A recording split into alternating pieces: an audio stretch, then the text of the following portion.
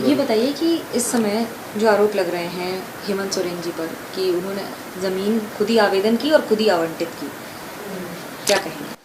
देखिए, बहुत सारी भारतीय जनता पार्टी जो है बेबुनियाद, और हम तो कहेंगे कि जहाँ भी भाजपा देश में जहाँ उसकी सरकार नहीं है, तो जहाँ दूसरी सरकार है उसको जो है दफंग बनाने के लिए ये सब हथकंडा अपना रही है। और जहाँ तक हेमंत सोरेन के जी के बारे में, जो हमारे माननीय मुख्यमंत्री जो है उनके बारे में, उनके पत्नी के बारे में जो सब बता रहे हैं और एविडेंस दे रहे हैं, ये भी आपको गहराई से देखना होगा।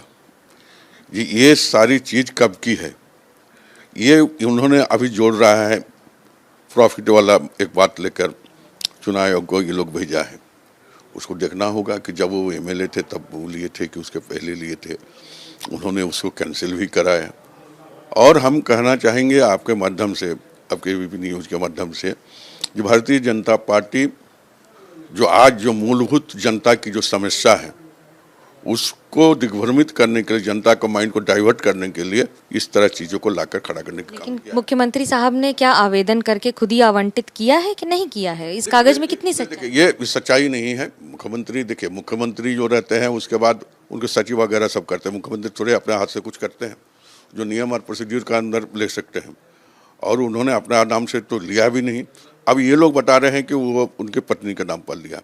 कहाँ तक सच्चाई है नहीं है, ये बात को तो पहले देखना, समीक्षा करना चाहिए। और ये सारी समीक्षा के बाद अगर कोई उसके परिवार का लेता है तो इंडस्ट्रियल इलाका में इंडस्ट्री बैठाने में किसी भी व्यक्ति को ऐसा कुछ नियम नहीं है जो वो नहीं ले सकते हैं। डॉक्टर का बेटा डॉक्टर नहीं बनेगा, डॉक्टर का बेटा हॉस्पिटल नहीं खोल पाएगा, ऐसा कोई प्रावधान जो है कॉन्स्टिट्यूशन नहीं है। और मुझे लगता है कि बेबुनियाद है, और मैं तो भारतीय जनता पार्टी को कहना चाहेंगे कि बेबुनियाद को न्यूज़ को लेकर जो है भारत की जनता को, झारखंड की जनता को दिग्भ्रमित करने के लिए जो मूलभूत समस्या है उससे छुटकारा पाने के लिए ये सब बात करना है। स्टोन माइन के कागजों पर हस्ताक्षर खुद मुख्यमंत्री के हैं। उन्होंने जो हस्ताक्षर किए, एक नागरिक के तौर पर आवेदन किया है और अपने ही डिपार्टमेंट में आवेदन किया है।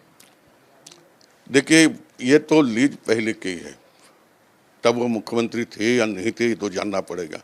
आप उस लीज को अगर उठाकर देखिए तो आपको पता चलेगा बहुत पहले का लीज लिया। हमारे पास कागज हैं, 2008 से 18 की लीज है और उसके बाद 2021 में उन्होंने फिर से आवेदन किया है जब वो मुख्यमंत्री हैं।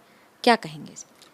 देखिए, ये इसमें यही हम कहना चाहेंगे कि उन्होंने, हो सकता है कि ऐसा कॉन्स्टिट्यूशन कुछ नियम है उनको जानकारी नहीं होगा, लेकिन जब उनको संज्ञान में आया तो उन्होंने तो उसको क्या स्थगित कर दिया। उन्होंने फिर लिख कर दिया कि नहीं, हमको नहीं चाहिए।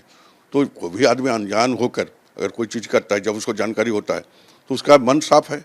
और इसमें हमको नहीं हाई तौबा और बावल बजाने की कोई बात नहीं होनी चाहिए।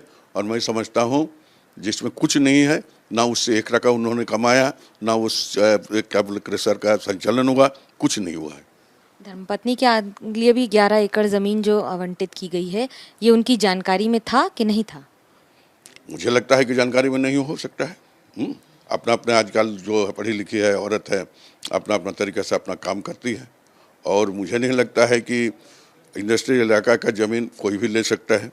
एक नागरिक की हैसियत से उन्होंने लेने के प्रयास किया है, तो इसमें कोई गलत नहीं है। यही काम अगर किसी और सरकार में होता तो आप क्या कहते?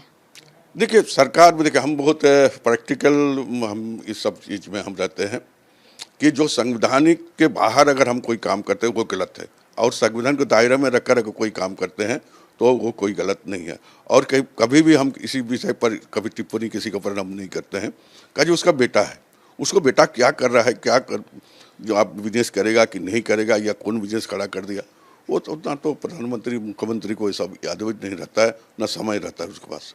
आलमगीर साहब, इस समय आपकी सरकार की विफलता पर भी सवाल उठ रहे हैं, ये कहते हुए कि बिजली की समस्या में राज्य सरकार अभी तक नहीं कर पाई है कोई काम। इस पर साक्षी धोनी से लेकर सबने ट्वीट तक कर दिया है।